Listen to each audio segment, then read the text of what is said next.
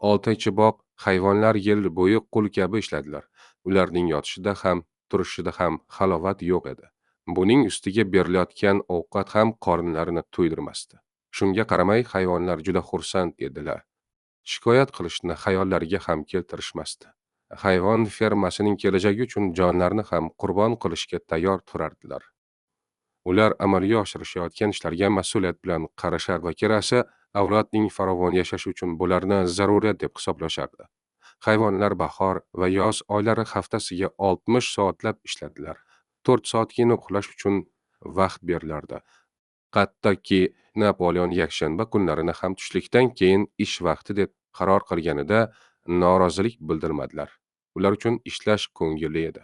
Buning ustiga ishga kelmagan hayvonlarning yemishi kamaytirilardi.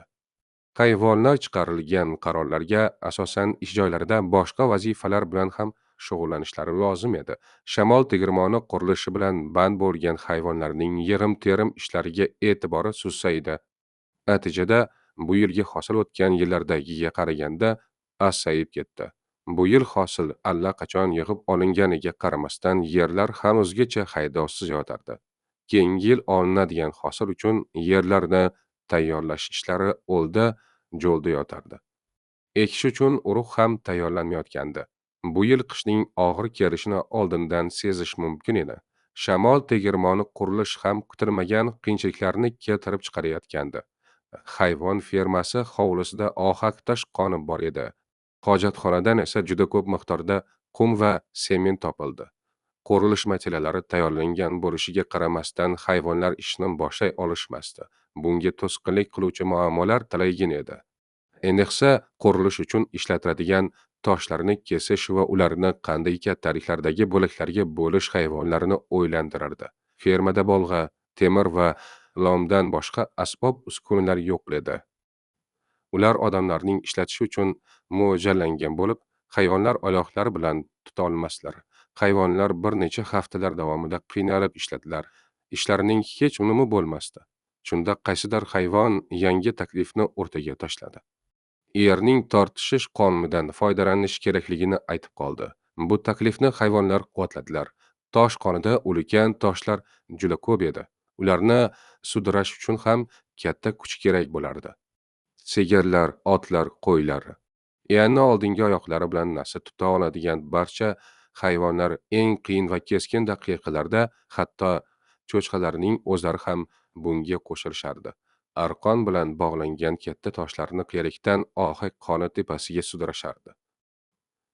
Tepalikdan olib chiqilgan toshlar keyin pastga yumalatib yuborilardi. Pastlikka zarb bilan tushgan toshlar bo'laklarga bo'linardi va maydalangan toshlarni sudirash oldingiga nisbatan osonroq bo'lardi. Ularni shamol tegirmoni qurilishi mo'ljallangan yerga otlar, aravalar bilan tashishlari mumkin bo'lardi. Hattoki Benyamin ham eski aravalarga o'zlarini qo'shdilar. Qo'ylar katta-katta tosh bo'laklarini kuchlarining boricha sudrashardi. Yozning oxirgi kunlariga kelib, shamol tegirmoni qurilishi toshlar bilan ta'minlangandi. Cho'chqalarning yetakchiligi va nazorati ostida nihoyat qurilish ishlari boshlandi, lekin ish juda sekinlik bilan borardi. Qurilish ishlari bilan shu vaqtga qadar shug'ullanishmagan tosh urish, loy qilish, devor tiklash kabi hunarlarga malakalari yetishmasdi. Ba'zi qo'ylar faqat bir toshni tepalikka sudrab chiqish bilan ish kunini tugatar edi. Ba'zan esa tepalikdan tashlab yuborilgan tosh maydalanmay qolib, kun bo'yi qilingan mehnat samarasiz ketardi. Shamol tegirmoni qurilishidagi hech bir ishni boksersiz bajarib bo'lmasdi. Nihoyatda baquvvatligi va kuchliligi ishni biroz siljitardi. Uning kuchi boshqa hamma hayvonlarning kuchi bilan teng edi. Hayvonlar arqonga bog'langan ulkan toshlarni qiyalik bo'ylab tepalik tomon tortayotganlarida ba'zan tosh pastlikka sirg'ana boshlardi. Shunday paytlarda bokser darhol yordamga shoshardi. Yakki o'zi bor kuchi bilan arqonni tepalikka tortardi.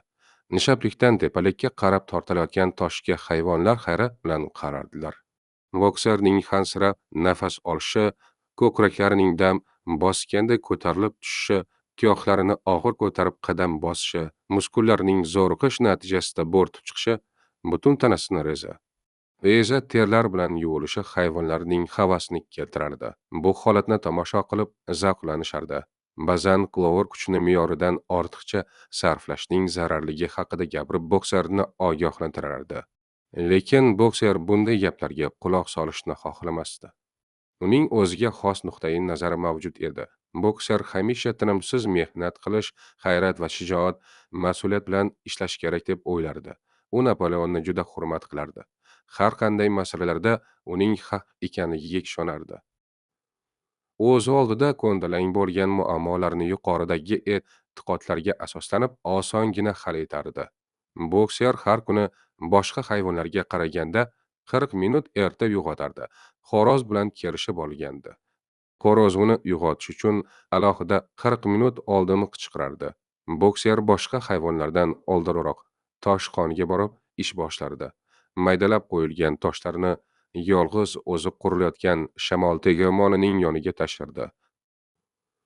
Hayvonlar butun yoz davomida kunlarini ko'ngilli o'tkazdilar. Ularning bosh qashishga ham qo'llari tegmadi.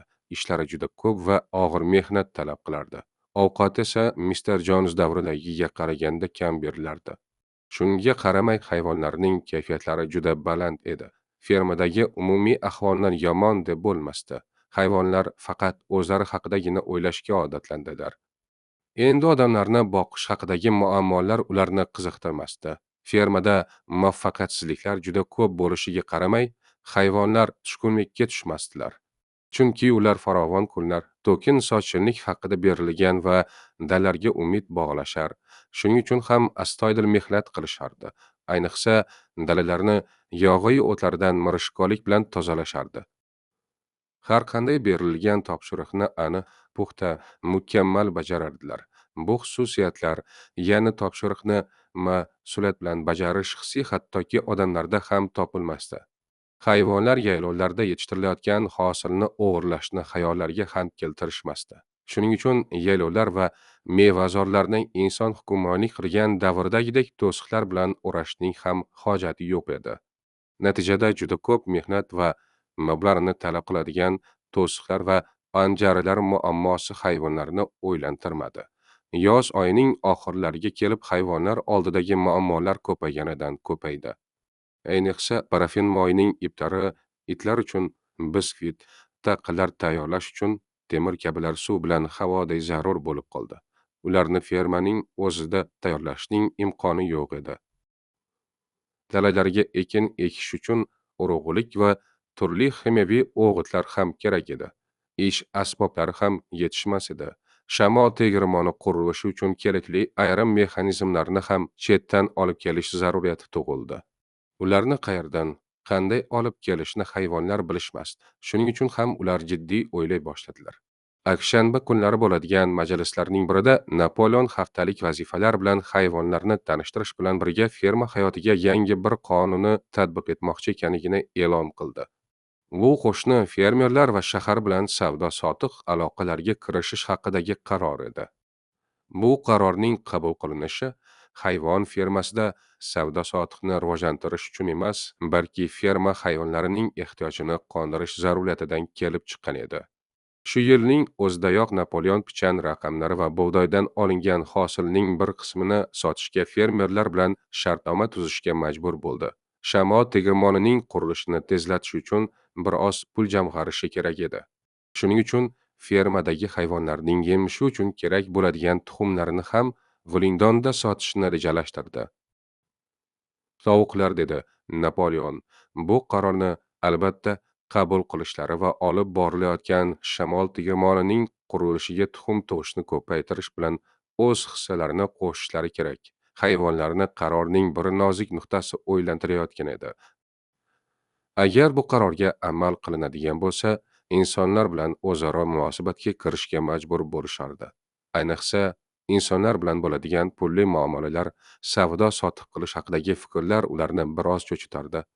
Hayvonlarning ba'zilari Mr. Jones quvilgandan keyin qabul qilingan qonunning insonlar bilan aloqa qilmaslik haqidagi moddasini esladilar. Ayrimlari esa xayollariga shunchaki bir keltirib qo'ya qoldilar. Napoleon yakshanba kunlari o'tkaziladigan majlislarni tugatish haqidagi qarorini e'lon qilganida e'tiroz bildirgan 4 yosh cho'chqalarning ovozlariga hayvonlar e'tibor berishmadi. Itlarning jahl bilan irilashlari ularning ovozlarini o'chirdi. Keyin odatdagidek qo'ylar to'rt oyoqlilar do'st, ikki oyoqliklar dushman deb baland ovoz bilan maray boshladilar. Shu bilan bir zumgina davom etgan e'tiroz bostirildi. Nihoyat Napoleon jimlikni saqlash uchun oldingi oyoqlarini ko'tardi. Qaror munosabati bilan ayrim masalalar ustida kelishib olish zaruriyati tug'ilganini aytdi. Hayvonlarning to'g'ridan to'g'ri olimlar bilan aloqaga kirishmasliklari ogohlantirilib, qaror moddasiga amal qilish kerakligi haqida uzundan uzoq gapirdi. So'ngra bu muammoning mas'uliyatini o'zi bo'yniga olishga va'da berdi. Wellingtonda yashaydigan advokat Vimper insonlar bilan bo'ladigan savdo-sotiq muomalalarida vositachilik qilishga yollanganini, har dushanba kuni hayvon fermasiga kelib, zaruriy masalalar bo'yicha maslahatlashishga rozilik berganligini aytdi. Napoleon odatdagiday o'zining nutqini hayvon fermasi abadiy yashasin degan shior bilan tugatdi. Hayvonlar Angliya hayvonlari gimnini birgalikda aytishganidan so'ng tarqalishdi. Skuiler hayvonlar orasida yurib qaror haqidagi fikrlarga quloq soldi. U qarorga qarshilik ko'rsatish befoyda ekanligini tushuntirdi. E'tiroz bildirishning hojati yo'q ekanligini aytib, ularni tinchlantirdi. Snowball tomonidan tarqatilayotgan yolg'on yashir gaplarga e'tibor bermasliklarini ta'kidladi. Qabul qilingan qarorga ikkilanib qarayotgan ayrim hayvonlarning shubhasini tarqatib yuborishga harakat qilardi. O'rtoqlar, qarorning matni bilan ming afsuski, o'zlaringiz tanisha olmaysizlar. Agar qaror matnini o'qib chiqa olsangiz edi, butun haqiqatni, ya'ni uning maqsadi va mohiyatini anglab yetardingiz. Hozir esa qarorning ma'nosini tush kabi g'ira-shira tasavvur eta olasiz. O'rtoqlar, siz menga ishoning, haqiqat shu qarorda, uning hayotga tatbiq qilinishida hayajon bilan aytilgan bunday so'zlardan so'ng hayvonlardagi ishonchsizlik asta-sekin yo'qolib borardi. Haftaning har yakshanba kunlari Mister Vimper kelishuvga binoan fermada paydo bo'ladi. U pixni yorgan mug'ombir va tulkiday ayyor edi. U hamisha sochlarini bakan-bort qilib tarab yurar va asosan adolatlik kichik biznes bilan shug'ullanardi. U hayvon fermasiga vositachi kerakligini, xizmat haqi ham ko'ngildagiday bo'lishini boshqalardan ko'ra oldinroq ilg'ab oldi. Bu esa uning fahmi, farosati o'tkirligidan dalolat berardi. Hayvonlar Mister Vimperning fermaga kelib ketishiga qo'rqinch bilan qarardilar. Vimper ham ehtiyotkorlik bilan muomalada bo'lardi va o'zini haddan tashqari sipo tutardi. Fermada ro'y berayotgan voqealarga aslo aralashmasdi. Hayvonlar ikki oyoqlab yuradigan insonga buyruq berayotganlaridan lazzatlanishar va o'zlarining xizmatlarini qildirishayotgani uchun ichishlaridan mag'rurlanishardi. Hayvonlarning o'zlariga bo'lgan ishonchlari tobora ortib borardi. Odamlar bilan bo'ladigan navbatdagi shartnomalarga tayyorlanishardi. Shunga qaramay hayvonlar insonlar bilan hamma sohalarda munosabatlarga kirishishni istashmasdi. O'zlari zarur deb topgan masalalar bo'yichagina aloqaga kirishmoqchi edilar. Insonlar hayvon fermasida bo'layotgan voqealardan bexabar edi. Hayvon fermasi borligini bilardilar. Xolos bu fermaga nisbatan esa nafratlari kuchli edi. Nafratlari esa kundan kunga g'azabga aylanib borardi. Insonlar hayvon fermasining sinib, o'z-o'zidan yo'q bo'lib ketishiga diniy oyatlar va tushunchalarga ishonishgani kabi ishonishardi. Ular olib borayotgan shamol tegirmonining qurilishini muvaffaqiyatsizlik bilan tugashini bashorat qilardilar. Odamlar pivoxonalarga to'planib, hayvon fermasida qurilayotgan shamol tegirmoni haqida uzoq bahslashardi. Shamol tegirmoni qurilishi bilan bog'liq xabarlarga asoslanishib, uning vayron bo'lishi yoki bitkazilgandan keyin umuman ishlay olmasligini isbotlashardi. Lekin aksincha, hayvon fermasidagi ishlar bir tekisda borardi. Odamlar vaqt o'tgan sari hayvonlarning ish boshqarishiga va irodalarining mustahkamligiga tan bera boshladilar. Ularda hayvonlarga nisbatan hurmat tuyg'usi asta-sekin uyg'onib borardi. Odamlar nihoyat fermaning nomini ham hayvon fermasi deb atashga ko'nikishdi. Bu hayvonlar tomonidan olib borilayotgan ishlarning ma'qul deb topilayotganining dastlabki alomatlaridan biri edi. Lekin odamlar o'zlari boshqarib kelgan Manor fermasiga hurmatsizlik qilisha olmasdi. Har holda endi Mister Jonsga yordam berishning befoyda ekanligini tushunib yetishdi. Mister Jons ham fermaga qaytib borishdan umidini uzib, mamlakatning bir chekkasiga ko'chib ketdi. Advokat Vember kelgunga qadar hayvonlar fermaning tashqi dunyo bilan aloqasi yo'q edi. Napoleonning Folk sud firmasining boshlig'i Mister Pilkington hamda Pinchfield firmasining boshlig'i Frederik bilan savdo-sotiq qilayotganligi haqidagi ovozlar tarqaldi. Cho'chqalar fermadagi Mister Jons yashagan uyga ko'chib o'tib, o'sha yerda istiqomat qila boshlashdi. Dastlab qabul qilingan qonunning odamlar kabi yashamaslik moddasi hali odamlarning xayolidan ko'tarilmagandi. Yana skuylar jonbozlik ko'rsatib, targ'ibot va tashviqot ishlarini kuchaytirdi. Odamlar bilan savdo-sotiq olib borishning zaruriyat ekaniga qanday ishontirgan bo'lsa, xuddi shunday yo'llar bilan qonunda odamlar kabi yashamaslik moddasining bo'lmaganligi haqida tushuntirish ishlarini olib borardi. Fermaning eng asosiy tayanchi cho'chqalardir, dedi skuylar, chunki ularning aqllari boshqa hayvonlarnikiga qaraganda o'tkirroqdir. Fermani asosan ular boshqarmoqda. Ayniqsa, boshlig'imiz yaqindan boshlab skuylar Napoleonga nisbatan boshliq degan so'zni ishlata boshlagan edi. Hamma qatori cho'chqaxonadagi supada emas, balki alohida uyda yashashi kerak. Dono rahbarimiz Napoleon fermani boshqarishdagi muammolarni hal etish va qilinadigan ishlar haqida chuqurroq mulohaza qilish, o'ylash va fikrlash uchun tinch, shovqin suronsiz joy albatta kerak. Hurmatli boshlig'imiz bunga munosibdir. O'rtoqlar, cho'chqalar endi supalarga qoqilgan. Oxirida emas, Mister Jonsning oshxonasida ovqatlana boshlashdi. Ular mehmonlar qabul qilinadigan katta xonada dam olardilar, karavotlarda uxlardilar. Ko'z oldilarida bo'layotgan voqealarni ko'rgan hayvonlar tobora hayratlanishib borishardi. Napoleon har doim to'g'ri yo'l tutadi, derdi bokser. Lekin shu zahotiyoq hayvonlarning karavotlarida uxlashi mumkin emasligi haqidagi qaror Cloverning yodiga tushdi. Clover hayvonlar yashaydigan molxonaning qonun moddalari yozilgan devori yoniga bordi. Devor yozilgan qonun moddalarini o'qishga harakat qildi, lekin alifbodagi hamma harflarni o'rganmagandi. Shuning uchun o'qiy olmadi. Murieldan devorga yozilgan qonunning 4-moddasini o'qib berishni iltimos qildi. Hayvonlarning karavotlarda uxlashi mumkin emasliklari haqidagi qonun moddasida nima deb yozilganini aniq bilmoqchi bo'ldi. Muriel qiyinchilik bilan harflarni bir-biriga urushtirib o'qidi. Hech bir hayvon karavotda choyshablar bilan uxlamagan va uxlamasini deb o'zgartirilgan edi. Dastlab qonun qabul qilinganida choyshablar haqida so'z borligini eslay olishmadi. Lekin devorda yozilgani to'g'ri bo'lishi kerak. Men ehtimol adashayotgandirman deb o'yladi.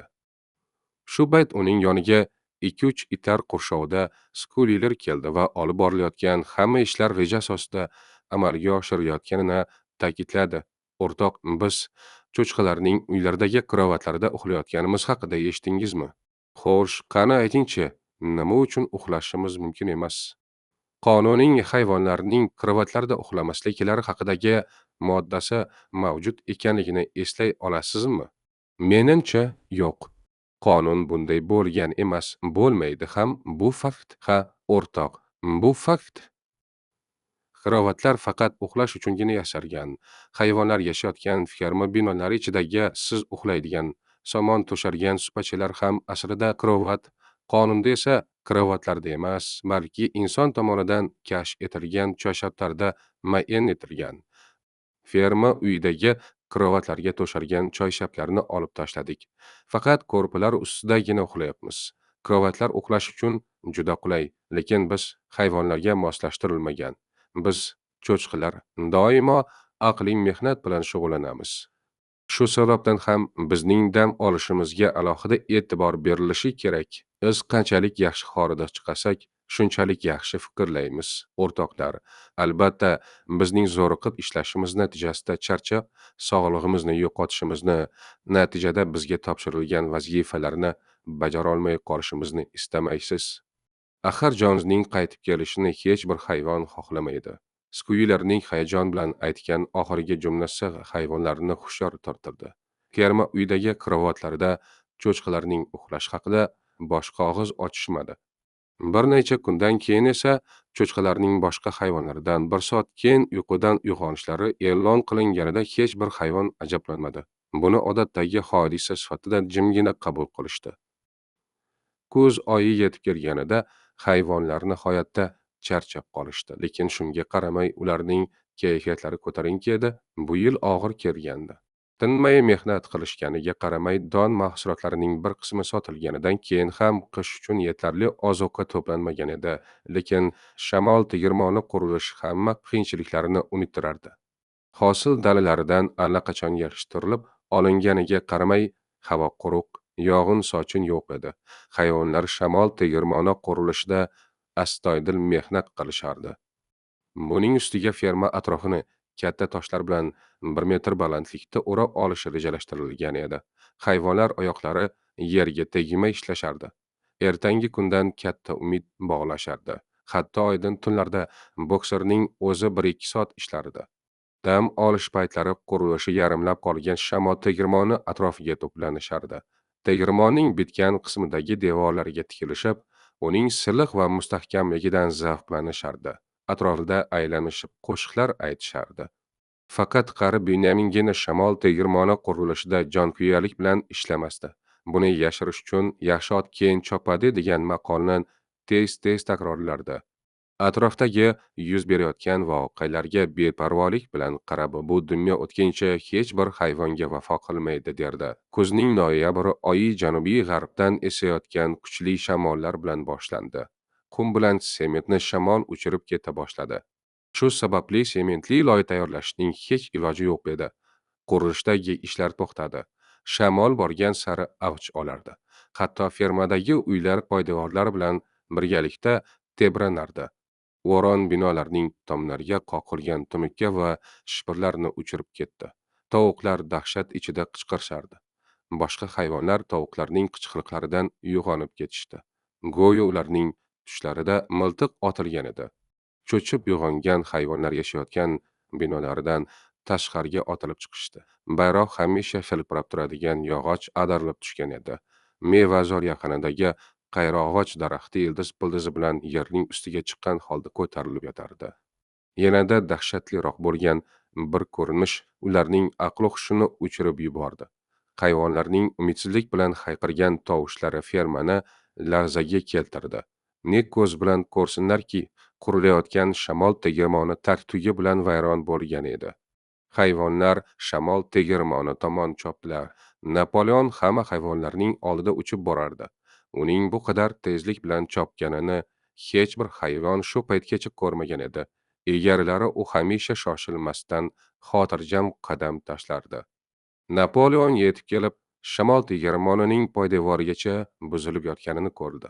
Ne mashaqqatlar bilan keltirilgan toshlar qurilish maydonida sochilib yotardi. Bularni ko'rgan Napoleonning hushi boshidan uchib, tili og'zida aylanmay qoldi. So'ng shamolda to'planib qolgan toshlarga alam bilan tikildi. Napoleon to'satdan yerni iskay boshladi. Unga qaytadan jon kirganday 1-2 qadam oldinga yurdi. Dumi qilich kabi taranglashib, u yoqdan bu yoqqa borib kela boshladi. Bu uning qattiq o'ylanayotganidan dalolat berardi. Birdan u to'xtadi. Uzoq jimlikdan so'ng o'rtoqlar deb so'z boshladi. Past ovoz bilan bu vayronagarchiliklarning sababchisini bilasizmi? Tunda yashirincha kelib qo'poruvchilik qilgan dushmanning kimligini fahmlayapsizmi? Bu Snowball, deb momaqaldiroqday ovoz bilan baqirdi Napoleon. Snowball bu ishni g'arazli niyat bilan qilgan. Biz tuzgan rejalarning amalga oshishini istamasdan ishlarimizga to'sqinlik qilgan. Oramizdan sharmandalarcha quvilgani uchun qasdini olmoqchi bo'lgan. Ha, u sotqin o'rtoqlar. Ha, u haqiqiy dushmanimiz, o'rtoqlar. Kechasi ilonday o'rmalab kelib, yil bo'yi qilgan mehnatimizni yer bilan yakson qildi. U hayvonlarning dushmani, o'rtoqlar. Shu bugun men Snowballni o'limga hukm qilaman. Uning jinoyatlari eng og'ir jazoga loyiqdir. Snowballni tiriklayin tutib kelgan har qanday hayvonga 11 darajali qahramon hayvoni ordenini va 1,5 qop olmani mukofot tariqasida topshiraman. U mukofot adolat uchun kurashgan, kurashda jonbozlik ko'rsatgan, haqiqat uchun jonini ham ayamagan hayvonga beriladi. Hayvonlar hayratdan dong qotib qolishganda bo'lgan ishlar uchun Snowballning aybdorligiga aqllari bovar qilmasdi. Lekin shu damdan boshlab Snowballni tutib kelish yo'llari haqida o'ylay boshlashdi. Hayvonlar shamol tegirmoni qurilayotgan tepalik atrofini tekshira boshladilar. Uzoqdan cho'chqa izlarini ko'rishdi. Izlar bir necha metr joydagina bor edi xolos. Keyin ko'rinmay qolgandi. Tuyoqlar bilan ezilgan maysalar izlarini fermani o'rab turgan to'siqlar tomon ketganligini ko'rsatar edi. Napoleon bosirgan maysalarni hidlab ko'rib, Snowballning izlari ekanligini tasdiqladi. Izlarini qayta tekshirib ko'rishdi. Snowball Foxwood fermasidan kelgan bo'lsa kerak degan taxmin bildirildi. O'rtoqlar deb xitob qildi Napoleon. Shu bugundan boshlab biz yana qayta ish boshlaymiz. Shamol tegirmonining qurilishini to'xtatmaymiz. Yomg'ir yog'sa ham, qor va bo'ron bo'lsa ham, hattoki osmondan tosh yog'ib tursa ham, shamol tegirmonining qurilishini davom ettiramiz. Hayvon fermasi uchun xoinlik qilgan Snowballga bizni osonlik bilan yengib bo'lmasligini ko'rsatib qo'yamiz. O'rtoqlar, oldimizga qo'yilgan maqsadlardan chekinmasligimiz kerak. Ularni amalga oshirishimiz shart. Oldinga qarab olg'a, o'rtoqlar. Yashasin shamol tegirmoni, yashasin hayvon fermasi.